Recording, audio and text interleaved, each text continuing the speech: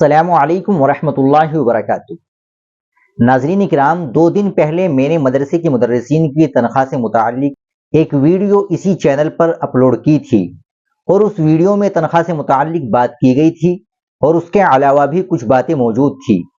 तो बताना यह है कि उस वीडियो पे एक बड़ा ही अजीब कमेंट आया। अगर आप उस कमेंट को देख लेंगे तो दिल आहें निकालने पर मजबूर हो जाएगा और सोचने पर मजबूर हो जाएगा।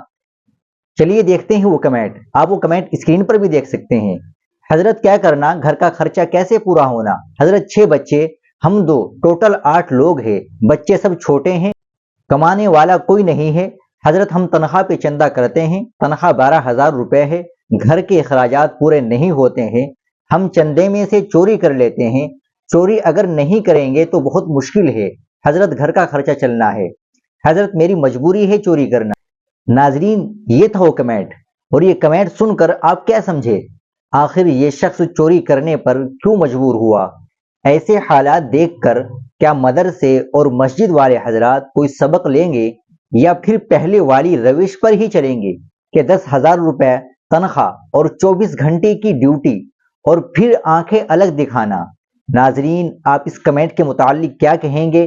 कमेंट बॉक्स में जरूर बताएं। वीडियो को लाइक और शेयर जरूर करें, चैनल को भी सब्सक्राइब कर लें। मिलते हैं इंशाल्लाह अगली वीडियो के साथ। अस्सलामु अलैकुम वरहमतुल्लाहि वबरकातुहू।